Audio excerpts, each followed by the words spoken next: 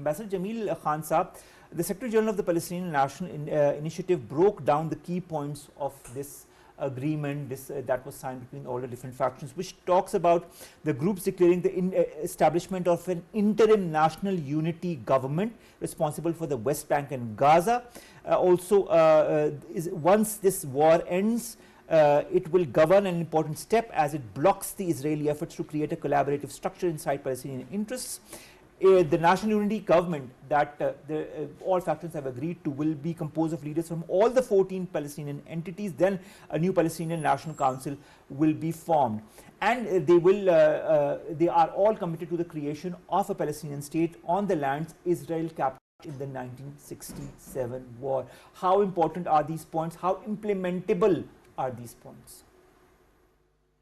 I think the pressure is building up, and the narrative is building up to check Israel.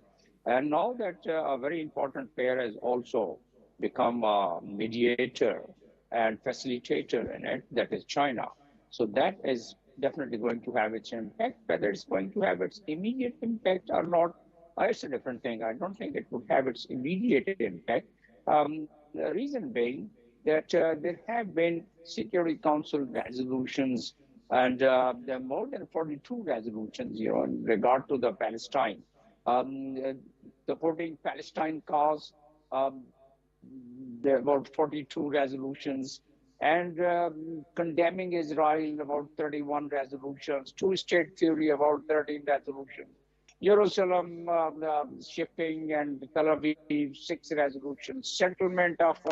Settlement and refugees, 4 or 5 resolutions. So there are scores of resolutions already existing. So Security Council resolutions don't really have much impact, and none of these resolutions have so far been implemented because Israel has always been very reluctant in accepting that, including the one which was brokered by United States and Israel prime office side is not really accepting it. My understanding is something different, that Israel, if America in its true sense had asserted pressure on Israel, and what would have been the mechanism of asserting pressure?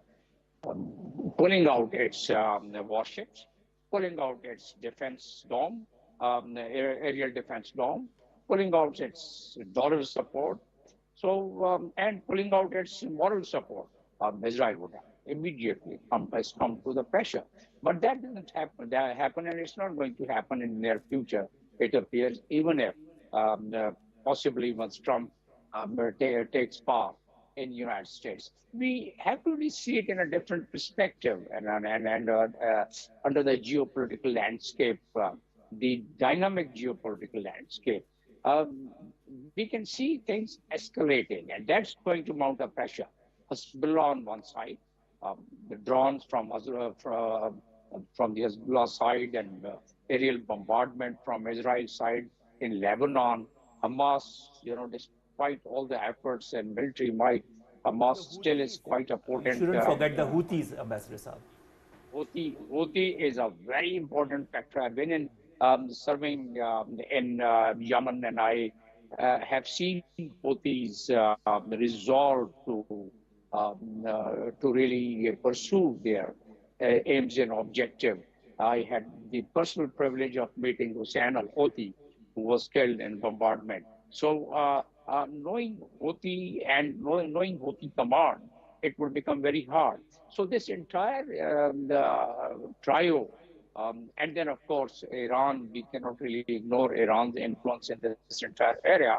So it's definitely is a pressure, and Israel would not be very wise to really engage all the 3 groups concurrently, and they would not be able to, because you saw that what happened just a couple of days ago. The Houthis could, have their drone right in Tel Aviv. So that means they have that capability, and they have the capability of assembly and capability of manufacturing more missiles. So that is one part, because the complexity is changing. And under those complexity, 2 major things have happened in recent past. In the month of May, on the 30th May, there was a conference, the conference, which had taken place under the umbrella of China, and of course under the leadership of the president of China, where all the Gulf leaders and the Arab leaders were there. And there also they had a resort to really assert pressure to come to some conclusion of the Gaza conflict and Gaza war. So followed by this one, which is a vision declaration, which seems to be a continuation because these Arab leaders must have attributed, I can very conveniently analyze and connect the dots, must have attributed to that. These Arab leaders are under double pressure. One pressure is that they have their contacts and connections and influence of the United States and its allies, and of course, Israel is the beneficiary of it. And the other side is the bottoms up pressure of their own population. So now what I can feel that these Arab leaders and the leaders from the OIC countries, they would be very happy that a very important, a very important player, that is China, is also facilitating that. China is one power. And you might have noticed that soon after yesterday it happened, and yesterday evening there was a statement from Russia hailing and appreciating this collaboration and this unification of all the groups of Pakistan has Palestine. also appreciated, our So Prime Minister has taken anything, out a statement. that's correct. I was saying Pakistan has also So appreciated that, and there's a statement that was taken out by our Prime Minister in that regard as well. So there is a Ambassador Jamil Saab, last phase of questions from you and from Dr. Sara, and I'll begin with Netanyahu again in Washington. He tells while talking to media persons that about the peace deal that is happening. He said that it will not take place all at once. There will be stages. However, I believe we can advance the deal. Although Palestinian officials say that there is nothing new in Netanyahu's stance. We all know about Biden's three-phase deal. He's also going to meet Joe Biden in the US. What do you foresee about this ceasefire deal? Is it ever going to happen? Ambassador Saab. Ambassador Jamil, okay. So I'll revert the question to you, Dr. Saira. Okay. back now.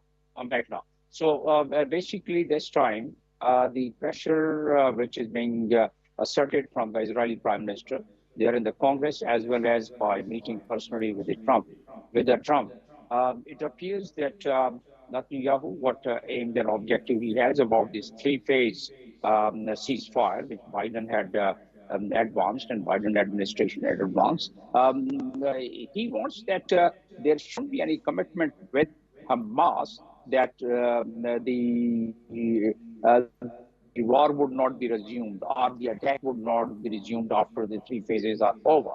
So that is one specific point which Netanyahu, in my view, is going to propel and is going to really try and convince. But the Democrats have it their own problem. This is a three-phase plan which Joe Biden had brokered, and Joe Biden administration had really evolved with it. And the voters and supporters are aligned on this particular aspect. And therefore, Joe Biden would like that three-phase, this peace plan, 6 week first phase where partially there would be exchange of prisoners and hostages, and the second, the remaining prisoners and hostages and the permanent ceasefire. That is where the contention is. A permanent ceasefire, Netanyahu doesn't really want to commit that it would be permanent ceasefire and the war could be resumed even after that. So that is what. And then secondly, if we go through the Israeli lobby book of John Shermeir, it's very clear that the influence on the Congress people during the election, the Israeli lobby, they really assert a lot. And once the Israeli Prime Minister is there, that also would get activated. And they are the one they are going to influence both Kamala Harris as well as Donald Trump to draw their support. Now, at the moment, since the Democrats, Joe Biden is in power, so he would like to implement whatever he had decided. So And let's see, Ambassador Saab. Let's see, Ambassador Saab. The fact is that his address to the Congress is tomorrow. That we'll really want to listen to and see what where Israel wants to go and how the US will also react to what Israel is demanding from the US government. Thank you very much, Ambassador Jamil Ahmed Khan Saab, to have joined us. Thank